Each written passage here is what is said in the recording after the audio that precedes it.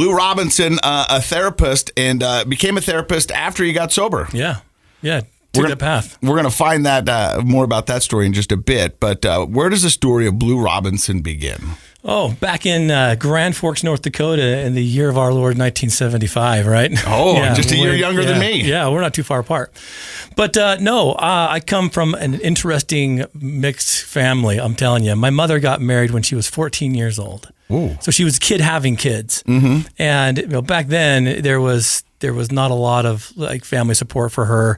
Obviously, things couldn't have been going too well at her home if she's like, I'm blowing this popsicle stand and going to go get married at 14. So she got married at 14? Got married at 14. I saw a picture of her just recently, and I'm like, she's a baby. I have a 20-year-old and I have an 18-year-old. I'm thinking when they were 14, they wouldn't even do their own chores, let alone handle marriage. Yeah. Yeah. And so that turned into a life of marriage and divorce. She got married and divorced 6 times throughout her little experience here on earth.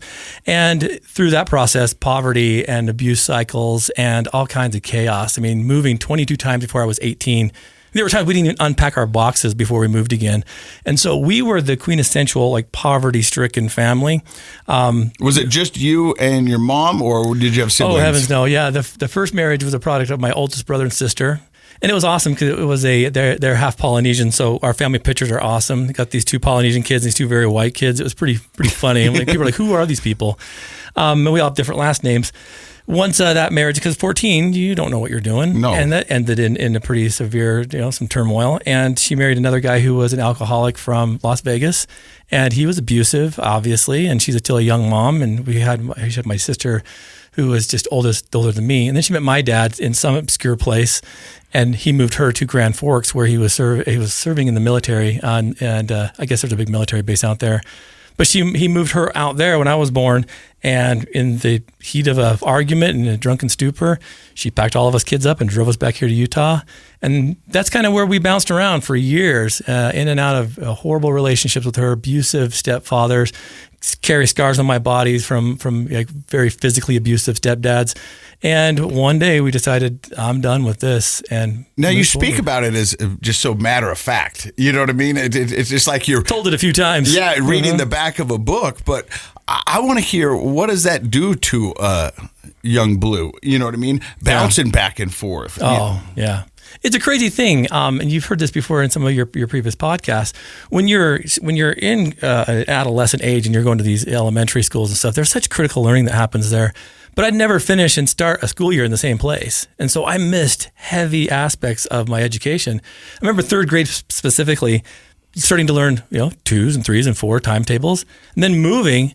And then I move into this next little elementary school class, and they're already on 9s, 10s, 11s, and 12s. And I was like, I'm screwed. Yeah, I missed 5, 6, and 7. Seriously, man. I'm like, I didn't have those down very well.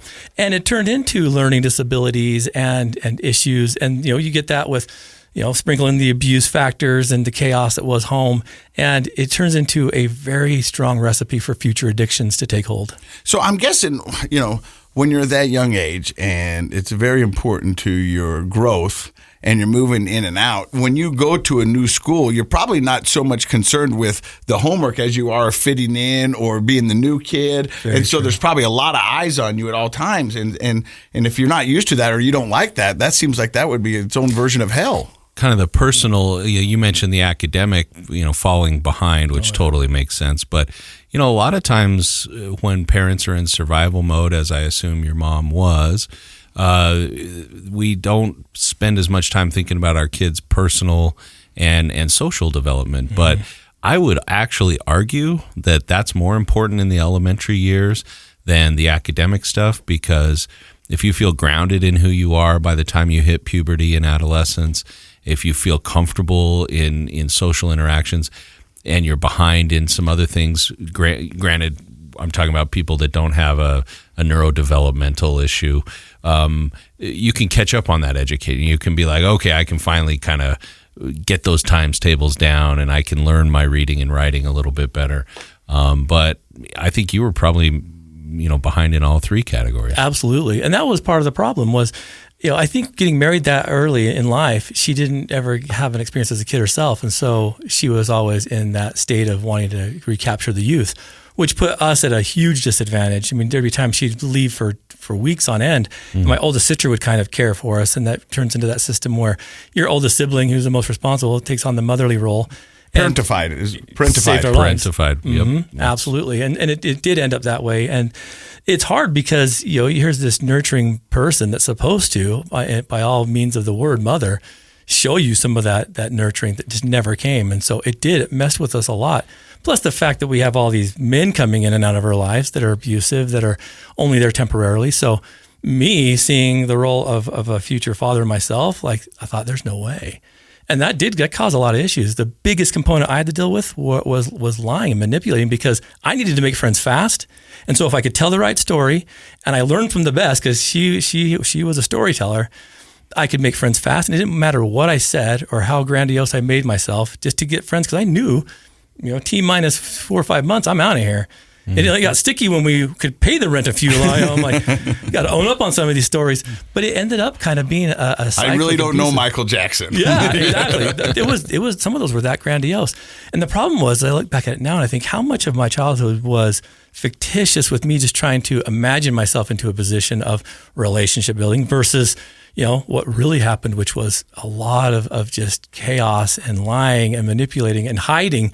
I was very shy growing up. Obviously, I mean, you're getting smacked and beaten up as a kid. The last thing you want to do is go tell your teacher or anything of that kind of stuff. And so we did. We just kept everything quiet until I decided one day at age 18 that I was done, and it really did throw a wrench into our relationship. So when you were growing up at your young age, and you said your mom would go off for 2 weeks at a time and your sister would take care of everybody, was there alcohol in the house? Was alcohol and drugs a part of your childhood, or was it, what does that look like? Yeah, my mother learned from her mother that cyclic addiction, right? That as long as it had a prescription on it, it was fair game. And so very addicted to medications, and could justify till the cows come home why she needed it. And there was some alcohol, but she would more bring men into our lives that were alcoholics, not so much herself. She did a lot of that prescription abuse type stuff to make it very subtle. I mean, she had it together in a lot of ways, but we saw behind the mask. And so it was very much a part of our lives. So when was the first time you tried alcohol or a substance? Do you remember? Oh, yeah. Same kind of age as most people, right there in the teens. I think it was 14 years old when my mother and stepdad. Most people don't do that. I mean, a lot of them earlier, addicts, we all are in a different camp. But yeah, I mean, that's when most of us do try. But most kids don't. Yeah, totally. Well, and they would always go out to Wendover. So every weekend from age about 13, 14 on, they were gone all the time. They'd leave a Friday and they'd come back, late Sunday night. And so they're leaving me home alone. And so obviously my home kind of became the hub of like all the friends and stuff. And just it gradually turned into that, because what else is there to do? You only play Super Mario for so long, and then you got to start exploring. So that just kind of became the pattern. The unsupervised house, right? That's one parenting tip I always tell everybody is like, find out which one of your kids' friends has the unsupervised house. You need to know where that is, because when they say, I'm going over to so-and-so's house, you need to know that means there's no parents home. Absolutely. And it's not that kids are bad. Kids are good, but you're curious and you're trying to get your needs met. Idle hands. And you don't have history or knowledge of how to get your needs met in a healthy way when you're 14 years old. And so, those unsupervised homes become kind of the party house. When you first tried drugs or alcohol, did you like them? Not at first. I mean, it was kind of a crazy thing, because even though it was kind of starting to happen, I didn't like the way it made me feel, but I liked the social interaction of it. Well, it comes with a certain amount of credit. I mean, and social credit. Yeah. You know what I mean? I mean, if you got the house where the kids can come over and you got access to it, I mean, you're the cool kid. Yeah, absolutely. And it was the whole gamut. I mean, people ask me all the time, like, what was your drug of choice? Which is kind of a funny question, because it's like, what was ever available? Like, I really wasn't one that zeroed in on one thing specifically. I mean, everything from LSD to methamphetamines to alcohol to THC, it was all a fair game. It was whatever we could get our hands on. Obviously, the easiest, most accessible was alcohol, but I never really liked the loss of control, but I also knew that it filled a certain void, which was, I'm no longer neglected. I'm seen now. And I didn't realize that was the core issue within me, was that, I formed a really strong sense of this must be my fault that even my own mother doesn't care enough to be like, are you okay?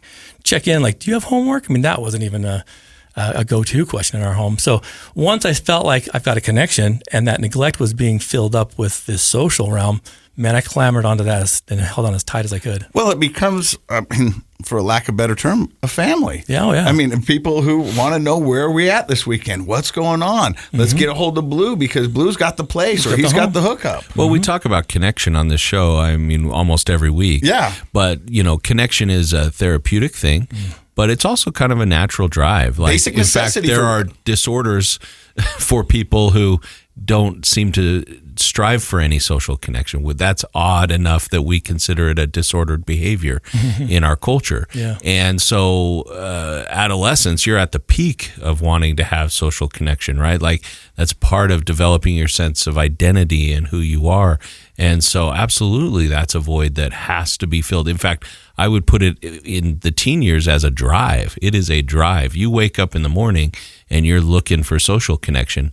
And when I find an adolescent who comes in for therapy who isn't, that really sparks my attention. You're like, oh, there's a problem here, because that's a normal. Teenagers will sneak out. They'll do whatever it takes to have that social connection because it builds a sense of self. And it's funny that if I don't know how many teenagers listen to this show, but if there's a teen out there listening saying, oh, I wish my mom wouldn't check in on my homework so much, but you were praying for it. You needed that. You wanted that. So absolutely. Yeah. It's that connection is a strong driving force. So you're running and gunning pretty much through your high school career, it sounds like. Yeah. Any real problems with it, or there was no parental supervision at home, so it didn't matter if there was? It didn't matter if there was. I mean, I remember coming home extremely intoxicated and having them look at me and saying nothing. I mean, obviously under the influence of something and having not a care in the world. And I've always thought about that, like, why wouldn't they have noticed? Because you look back at the behaviors, it's like, it's pretty obvious. Yeah. Slurring words and stumbling downstairs, but they just didn't move their needle at that time. And it was really kind of a crazy thing. And so, no issues. And by the grace of Almighty, I'd never had any legal issues. I was such a small person, and I could fly under the radar with the best of them. So at 18, you said you finally had enough. My mother got divorced for the sixth time, and I'm like, you're not a safe person for me. She moved down to southern Utah. I kind of took off and did my own thing, and that was hard because I'd never been taught finances or anything. But I about age 19 is when I really started getting into recovery, and I decided I was done. And I do what I call it, probably a horrible word for it, but I call it, I committed social suicide where I walked away from everyone. And for a guy who's kind of already feeling that neglect, the last thing I want to do is abandon what I did have. So at 19, you had the mindset to go, hey, I don't want to do this anymore. Yep. It was Casey, it was crazy. I say, when I walked away from my friends, the people that really were staying sick, I was watching their substance use increase. I was watching these relationships start to die. This is when there was no more school in common. It was kind of like, we're adults now. And I didn't want to keep going. I was like, this is stupid. Like, I want to have something better, but I didn't know what that better was. So walking away from that, I joked that my friends actually became Monica and Chandler and Ross and all those guys on Friends. I had an hour, 2 episodes with them every day. And it sucked because then I was like, is this really worth it? And there was times when I'm like, maybe I should just call so-and-so up to see, because it'd be cool just to hang out with somebody. But you just said something that I think a lot of addicts go through is where, it's the abstinence mindset where they stop and then they get sober and then they sit there and they go, well, this sucks too. Well, now what? You know what I mean? Now what? And so that's what you go. It's like, well, at least here I was talking to people, having fun and having connection. Here, I'm not doing the drugs, but this sucks too. Yeah, abstinence without a plan brings its very own brand of difficult life. Oh yeah, it's like purgatory, because again, you question everything. Like, is this going to be possible? And so I worked some dumb jobs, but kind of created this little bit of a work ethic because I needed to take care of myself. And I was living with my sister for periods of time and things, but I just never had any roots anywhere.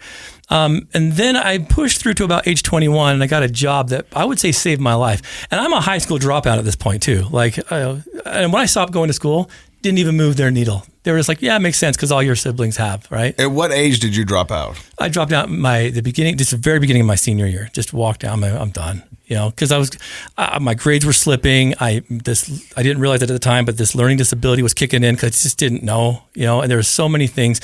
Understanding now that some of the childhood abuse has an effect on academics. Like they did some research on problematic homes and having problems in mathematics or English, and I'm like, well, there's double whammy for me. So I felt I was dumb, walked away from school, got a job, and as long as I was busy, no one cared. So you took a job that you said saved your life. Yeah. So at age 21, and I can talk about this now because I'm sure that they're fine with it, but it was years ago, I lied on the application, said I was a high school graduate so I could work at a youth treatment center as a courier. Just a guy who just drives these kids who are in youth treatment to their doctor's appointments. They're take them to the airport, they fly out. Just take them and just do the basic travel thing. And as I was basically a tech. Yeah, absolutely. And it was awesome. One of my aspects of that job was to take these kids to 12-step meetings. And I had no idea what those were. So my very first couple of days in there, I'm taking these kids to this adult 12-step meeting, which is a whole nother podcast. But I go there and I'm like, whoa, what are all these people talking about? What is that? Alcoholics Anonymous? What is this? And I just sat there and listened. And I really didn't need it at that time because I'm like, they have things for this? I had no idea. And the kids weren't listening, obviously, but I was. And so I started volunteering to take these kids to this meeting every day. So I did probably about 400 meetings out of 400. I mean, it just makes sense. Like I didn't do the 90 and 90. I did the 400 and 400. And I learned a ton and it helped immensely. But it was kind of a crazy thing because I'm learning these tools and how people are doing this. I never had therapy, never had treatment or anything. I never had any of that. And you're stuff. still sober at this time. Yeah. And it gave me purpose because I'm like, well, shoot, okay, if I'm not the only one out there. But then after a while, a guy took me under his wing and he's like, Blu, you seem to be really good at helping these kids and you seem to really get into their recovery. He's like, there's a new program starting at the University of Utah. It's called the School of Alcohol and Treatment, whatever. I can't remember the name of it, but it's like, there's a program up there. You can get your license, substance abuse disorder counselor license if you take a 6-month class. And I'm like, I guess I better graduate high school. And so as I was starting to transition, I met my wife. She was a rec therapist at that school. And of course, with me came all the lies and all the manipulations, trying to pretend like someone I wasn't. And she started to tap into that. At this point, nobody, including yourself, really knows who you are. Dude, in case you don't know how true that is, man. Right? Oh, yeah. No clue. In fact, when I met my wife and she started figuring out, hey, you're talking a big game, but you have nothing to back it up, she's like, you need therapy. So as we were dating, she got me into therapy. It was a BYU therapist. I wish I could find this guy and shake his hand. The very first session I had with this guy, his name was Arlen. And I go there and I show up and he's like, well, what are you here for? And I tell him, I'm like, well, I've been addiction for this many years. My wife, my future wife, who I'm hoping that will take my hand in marriage, thinks I need this. And I tell him this whole story, what I just told you, but more detail. And at the end of that, he's like, I think I know what the issue is. I'm like, oh, really? He's like, yeah, you have no idea who you are. And I was like, that is the dumbest thing I ever heard. I gave him the good day, sir. And I walked out. Because I'm like, that's the dumbest thing you can say. It's a rhetorical question. It can't be answered. So I go to my fiance, right, at the time, and she's like, how would it go? I'm like, good, I'm done. She's like, you're done? Like, after one session. I'm done. Yeah, one and done. Good. And I told her what happened. I'm like, well, he asked me a dumb question at the end. It's just rhetorical. I know therapists. They just, talk you in circles. And she's like, well, what did he say? He asked me who I was. And she's like, well, who are you? And I'm like, don't you start. Almost like that Goodwill Hunting moment, right? Yeah. It's not your fault. Yeah. It's not your fault. It's how it felt, man. And I'm like, well, really, who are you? And she told me, man. And for the first time, here's this person standing in front of me that knew her morals, her values, her beliefs, her strengths, her weaknesses. And she told me everything. And I'm like, I'm 21 years old now, and I have no idea. It scared me. So I had to go back and apologize to Arlen and be like, I guess I do need some help. And it was the best thing, man. My first year of real work, the first 6 months I did by myself. And then I said, hey, Arlen, we're getting married. He's like, you better bring her in here. So the next 6 months with me and her, we had a whole year of therapy before we got married. And I'm telling you, man, never looked back. I'm the only member of my family that's never been divorced. All my siblings have been married, divorced 5-6 times as well. That cycle continued. Not me. I broke it and I figured it out. That's when I discovered, this is neglect. And if I neglect my own needs, I'm going to project that on everybody else, thinking that I don't deserve to love or to be loved. So the whole thing was kind of this awakening. And I took the guy up on that offer, got my high school diploma. I was supposed to be a class of 94, graduating class of 2000, right? You did it. And better late than never. Just kept going. So what's amazing about Blu's story is that, you know, a lot of times people will tune into this podcast and people are waiting for a rock bottom. Mm-hmm. They're looking for that pinnacle moment where somebody says, I've had enough, or I'm sick and tired of being sick and tired. Right. Or and there's a catalyst to get them to go into recovery or look for a better way of life. Mm-hmm. Now, this is just me, and Blu, you can correct me if I'm wrong, but it seems, and I don't, it seems like your whole childhood was a rock bottom. It was. Yeah, I think rock bottoms, the way they're talked about in addiction and recovery, are that's a good word, catalyst to insight. And if you can come to that insight without a catastrophic rock bottom, all the better. But I agree that you probably were sick and tired of being sick and tired your whole life up to, you know, you'd had so much. I mean, if you think about, I know you've thought about this, but if our listeners think about what you're saying, you never had stability. You never really had physical or emotional safety for very long periods of time. You never had the adults in your life teach you how to get your needs met in a healthy way. And I can't overemphasize how important that is in our development, getting your needs met. And there are so many needs that a human being has, from the very, very physical ones to things that are more emotional and psychological. And we can't easily do that on our own. That's why we have mentors and parents and other people like that in our lives, and kids who move around all the time, that are transient, that are being raised by other children like older siblings. They're in that survival mode. And so I think it's interesting that you came to that insight probably after a lifetime of just feeling tired of not fitting in, not knowing how to meet your own needs. Yeah, I mean, that's pretty much it in a nutshell, too. I mean, even early marriage was crazy. For years, until we moved out of our first apartment to our home, I had this can of V8 juice in the fridge, and my wife's like, what is this? It's been here since we moved in. I'm like, well, that's for spaghetti. And she's like, what? I'm like, yeah, because here's my scarcity mindset, poverty, that I'm like, I've always had this can just in case you needed to make spaghetti with it. She's like, you don't use V8 juice for spaghetti. I'm like, that's what you put on, because that's what we had. I mean, we were poverty stricken. And my wife started crying. Yeah. She's like, what happened to you? Yeah. It's all those things in your head about the scarcity of it all. The first time we had an argument, I'm thinking, okay, well, she's leaving. Because that's what my mom did. Whenever my mom raised her voice, it was, we're leaving. She raises her voice, you guys start packing. Yeah. And so I'm like, you know, this beaten puppy. And she's like, we can have arguments and disagreements, and we can work through them and resolve the conflict and be stronger because of it. And I remember one time, it was about a year into our marriage, my mom tried to put a bill of a cell phone in my name, and I got this bill in the mail for like $800. You know, back in the day when cell phones were really expensive. And I called the company. I'm like, this is a mistake. I don't have a cell phone. And the person kind of like let me in on the fact that someone transferred it into my name, and it was my mother. And I'm like, I'm done. Like, what is this? So I call her, and she's lied to her teeth that it wasn't me. Because now put me in hot water too, because I have a history of not being honest. My wife's like, do you have a secret cell phone? I'm like, no, I don't. Where would I keep it? I don't even know how to use a cell phone. 2001, right? Yeah, no, I got you. Yeah. And I call her up, and I'm like, what is this? And she's like, oh, it was probably your sister. I'm like, the guy told me it was you. And she like trying to gaslight and tell me all of what I don't know. And finally got to the point where I'm like, I'm done. This is where I draw my line. And I started to lean into her a little bit about, why would you do this? And, you know, this is a horrible thing that you're trying to put me through. And she said, you be careful who you're talking to, or else I'll never speak to you again. I said, you be careful, because I'll honor that. She flipping hung up on me. So I do what everybody did back in, 2001. I wrote a letter. And it was one of those things, it's the funniest thing, man, but I flipping wrote this letter about calling her to the carpet. I'm like, she needs to know where I'm coming from. I'm done neglecting my emotional stability, hoping that one day I might have this amazing relationship with her. This is never going to happen. So I need to be willing to sacrifice a relationship that didn't even truly exist at the time. So I wrote this letter. It was like 5-6 pages. I had folded up. It was like 4 stamps to send. And I knew when I dropped that in the mailbox, it was going to make some kind of headway.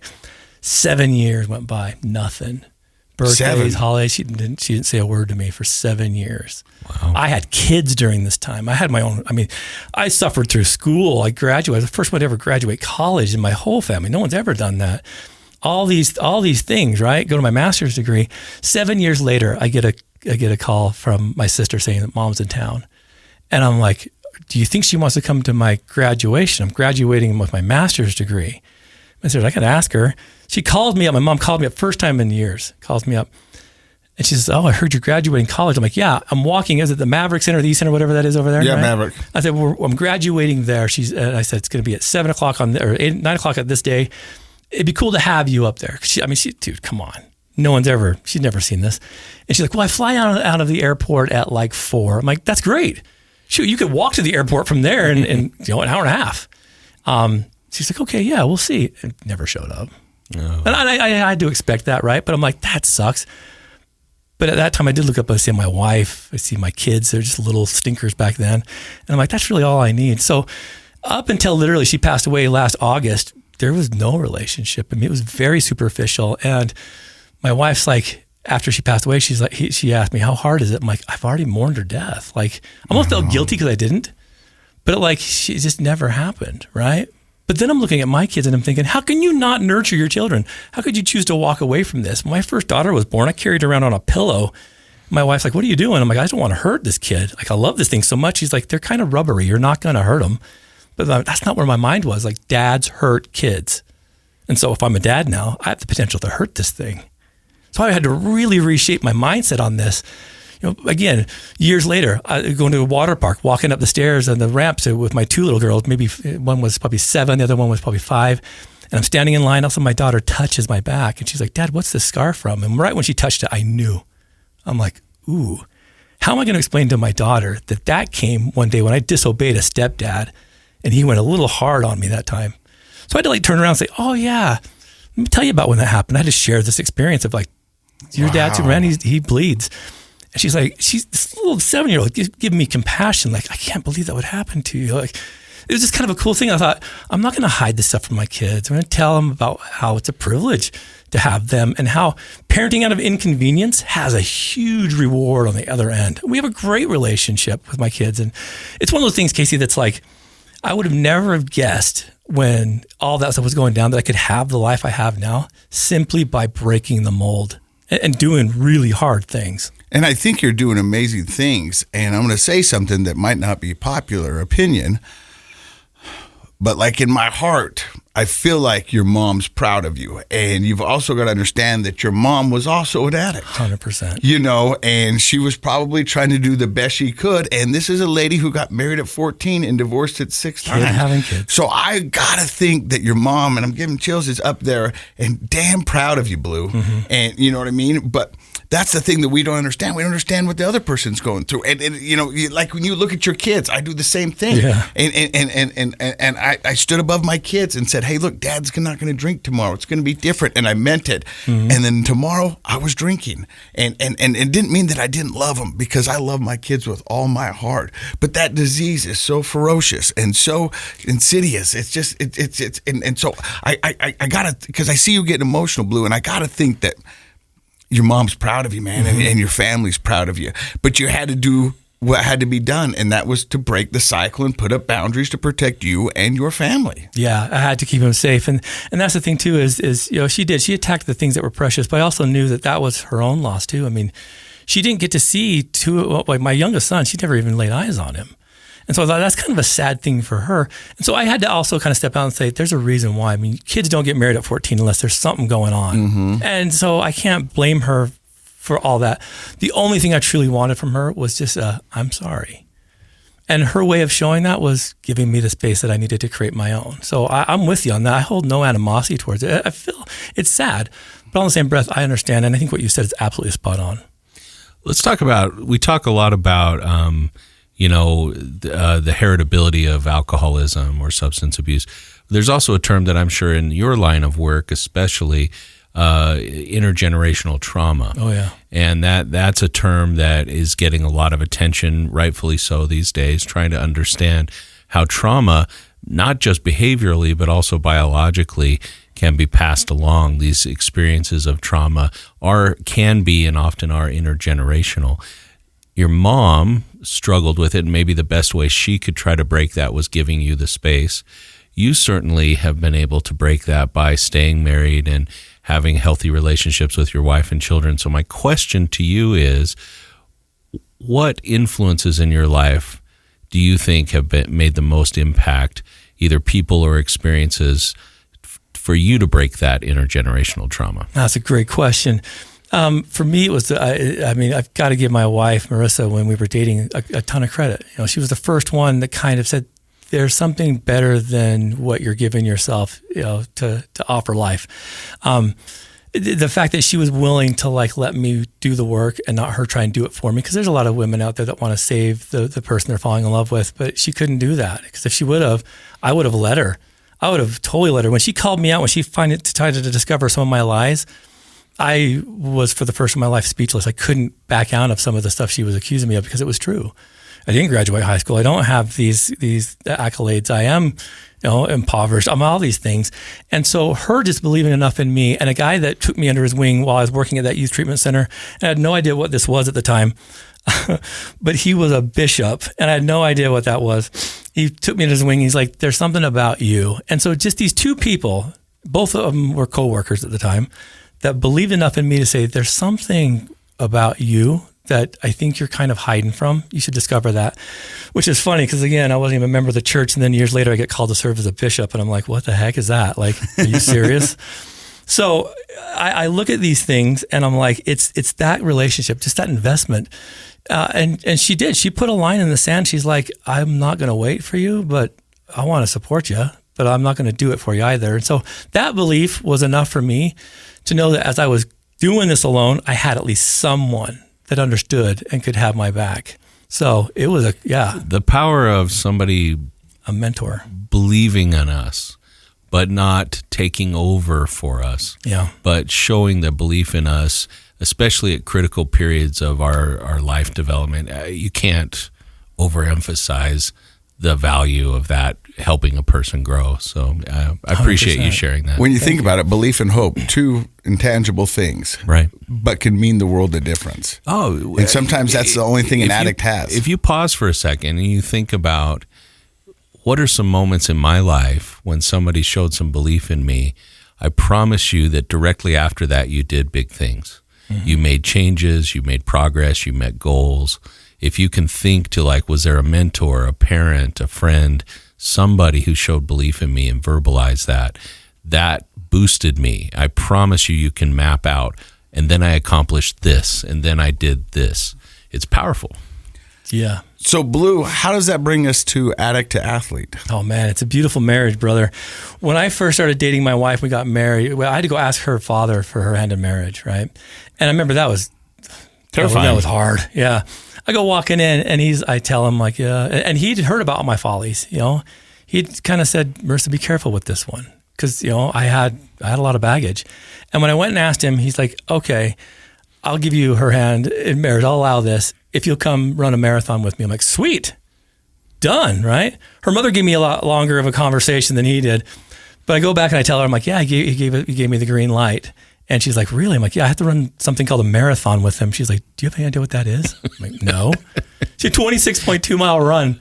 And I'm like, people do that? What is this? For fun? But what I didn't know, Casey, and I don't think even Gary, my father-in-law, knew what he was doing. I get emotional. Is that as I was training for this stupid marathon, I told him I'd do with him. It was like the 2000 St. George Marathon. I started having this conversation with a guy who's a father figure that I never had. So he'd wake me up at the break of dawn. We'd go run 2 miles away to some church to play basketball and then run back. I'm like, can we just get a ride one way maybe? But I had these conversations with a father figure that I never had. And I learned so much from him. And it was one of the coolest things. I'm like, this is amazing. So he got to know me. I got to know him. Running, that's when I started realizing that running, there's something here. And I didn't realize it till years later. I started doing races, started having some of those accolades, started feeling part of something. I'm part of a running community. I'm part of this family. I'm doing all these cool things. And when I got clean, when I really got sober, I bought a mountain bike with all that money. I was working at that youth treatment center. And it was wall art for a couple months. And one day I just hopped on it and took off. And I felt really good as I was riding this bike. I had no idea what I was doing. I was whipping the foothills. These guys pull up. They're like, dude, are you lost? I'm like, yeah, I have no idea where I am. They're like, follow us. They take me down to the trailhead. They're like, we come up here every couple of weeks, man. Just kind of come up, Wednesdays and Saturdays. But he's like, get a helmet, get a water bottle. So I was like, cut off jeans. I didn't know what I was doing. And I started realizing that movement, recreation started helping me. And so I'm like, this is kind of a cool thing. I don't have to be an addict anymore. Now I can be a mountain biker. And now I wasn't just a mountain biker. Now I'm a runner. And my wife's a rec therapist, which means she does a lot of therapy through recreation and stuff. And as I was working with youth and all this stuff, I started thinking there's something to this. And it made me feel amazing. I had something else to talk about other than just my addiction history. So in 2011, I approached my bosses. I was working at the Utah County Division of Substance Abuse as a therapist down there. And I caught my clients forging their sign-off sheets saying they attended the 12-step meetings. And I'm like, what are you guys doing? And they're like, oh, you got busted. I'm like, that's addict behavior, man. And they're like, it doesn't work for us. And they were in drug court. So part of their program was you had to do at least 3 outside meetings other than your IOP program.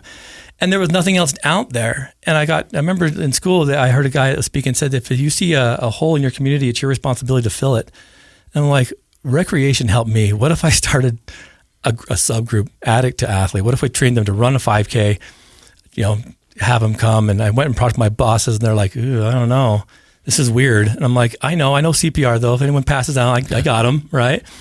It was the coolest thing, man. We ran our very first race. I went down to my group of 28 clients and I'm like, who wants to do this? Only 5 raised their hands. So these 5 clients come up, 4 guys, 1 girl, and we trained for this thing called the Chase the Mayor 5K. It was a little run, started in downtown Provo, literally right out the door of our group room, right there on University Avenue.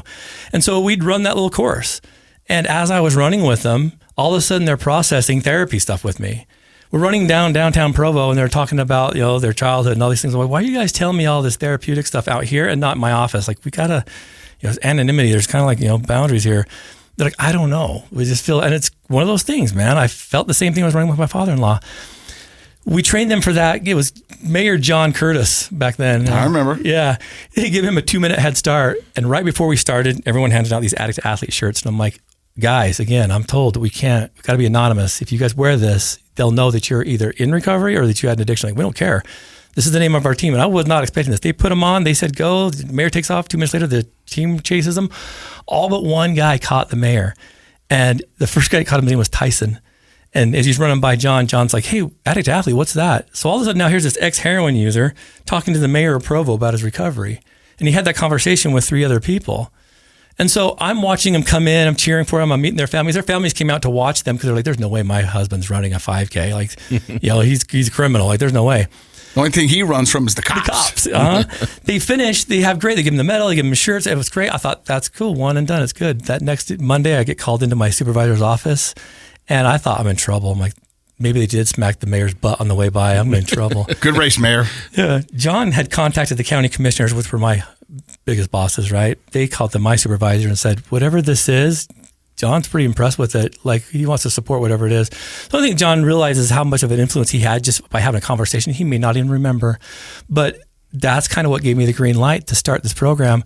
What I realized is I got trained in a therapeutic modality called EMDR, is that running mimics EMDR therapy. It's left-right brain stimulation to process trauma. So as they're running, they're processing. That's why they start talking about this stuff. It made therapy like not really feel like therapy.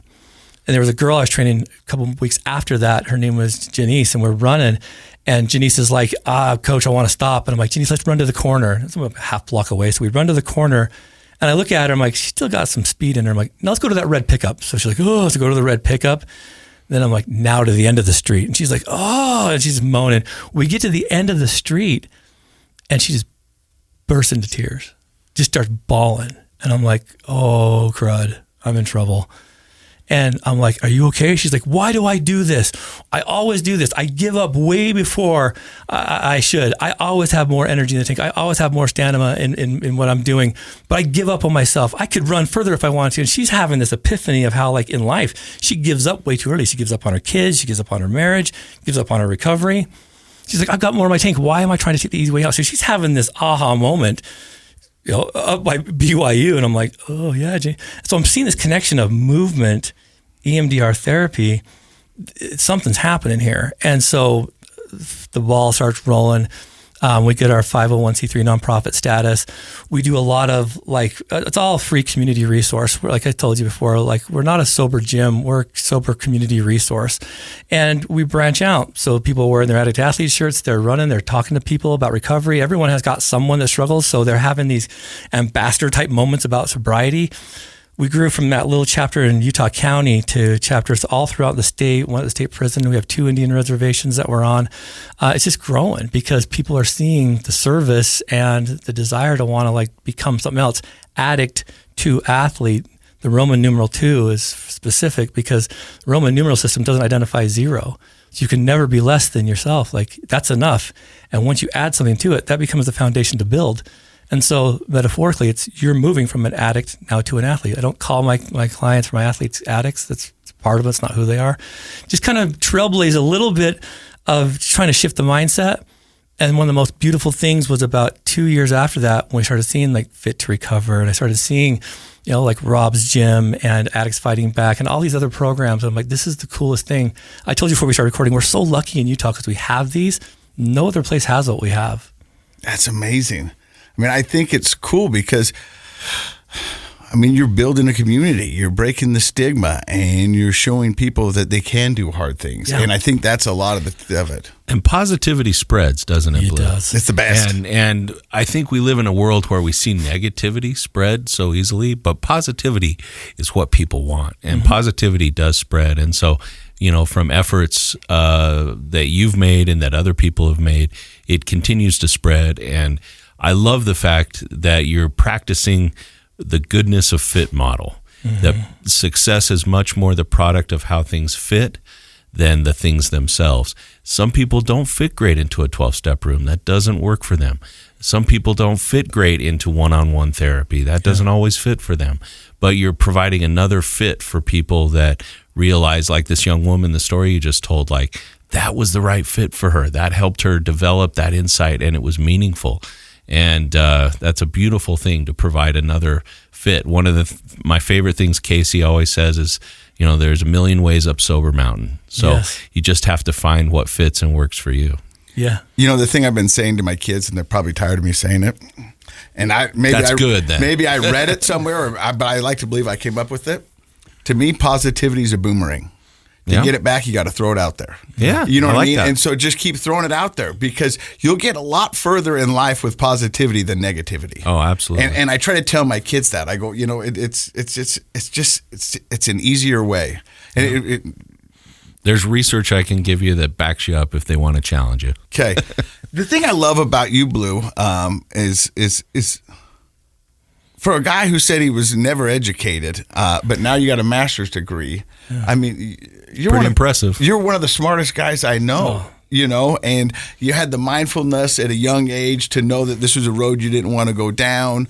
I think you're placed on this planet for big things, and I think you're doing them. I think it's amazing. I had no idea. And this has been a podcast in the making since we began. I know we've reached out and we've talked, we've tried to get it going, but to have you finally hear your story and all the things, because in the recovery community, Addicts to Athletes always pops up. Fit to Recover always pops up. SOAR in Ogden pops up. Rob Eastman, you know what I mean? And the pillars in the recovery community. And you've been one since 2011. Yeah. It's a wild thing. And this is something I always wanted to do. Is it's not about me.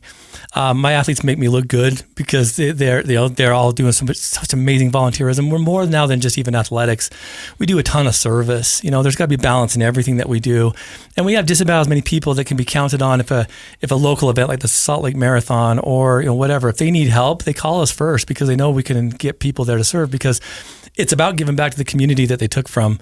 So each month, if they're going to we do a run each month, but we do it for nonprofit charitable. We don't do anything for profit because we want them to give back to the communities they once took from. So if you have a kid that's trying to raise money to pay off a medical bill, and we have 50, 20, 100 athletes show up, that makes a huge impact on that one little fundraiser. So we give back to the community through showing up for them.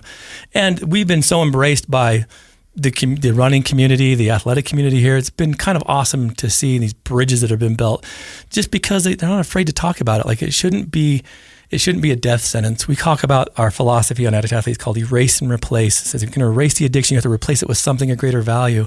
some things, multiple things. You can't just be a gym rat. You have to also have the service aspect, the spiritual aspect. So I said, go to 12 steps for your spiritual, go to therapy for your personal, come to Addict II Athlete for the community. Once you start kind of branching that stuff out, like you can have a whole approach to recovery that just covers every base. It's amazing. Yeah. Dr. Matt, your thoughts on Blu Robinson? Blu's very well spoken and experienced. I think he's kind of said it all. I love the fact that you're out there finding another avenue for people to live a better life. And I like what you just said, giving back to communities that we take from. And I think that these sorts of programs, especially your program, I hope is helping change the perception of addiction and mental health in our communities. That I think the first part, the taking from, that's all that people have ever really tuned into, versus, we've had people on the show that have talked about breaking and entering to feed their addiction and how that's something they never thought they would do. They're taking from the community. And now hopefully we're seeing that these same people in active recovery are giving to their communities. And I think that's one of the reasons we have this in Utah and in Salt Lake and other places don't, is because it's spreading. The positivity of it is spreading. People realize we can give back and be forgiven by the communities. And valuable members of society. Absolutely. Like I've said this so many times, I work at the University of Utah and I get to do teaching and I get to work with so many wonderful patients. And I've been doing this. This is now my 20th year here in Salt Lake.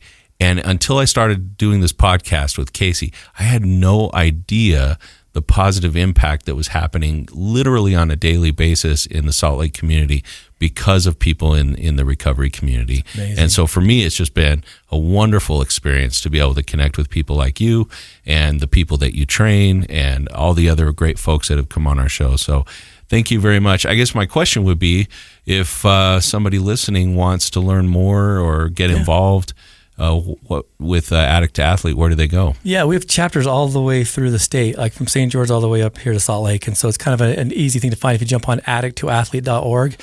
The one-stop shop. It's got all of our calendar stuff. In fact, Casey, I got to throw maybe a challenge out to you, brother, in March. Mm-hmm. We do this every year. Talking about James Johnson, our coach out in Vernal. He's going to kill me if I don't ask you to come jump out of an airplane, skydive with us. I'm in. Yeah, this March. I'm in. I'll tell him. Yep, I'm jumping. He fundraises for this for the whole year, and he brings a bunch of folks. I'll pay my own way. You come down and just be part of it. Yeah, I'm in. We do, and it was one of the coolest things we did at the Skydive Utah down in Nephi. It's gorgeous. So come on down too, Matt. I would love to come. Josh, could we do a live episode from there? Josh, do you want to jump out of a plane too? He says no. He'll think about it. They don't mess my hair up. Overcoming fear. That's what it's all about. Yeah, I'm in. You tell me when. We're in. Okay. Sold. We'd love to do a show from there. Yep, That'd be great. Yep. And I want to say thank you, Josh.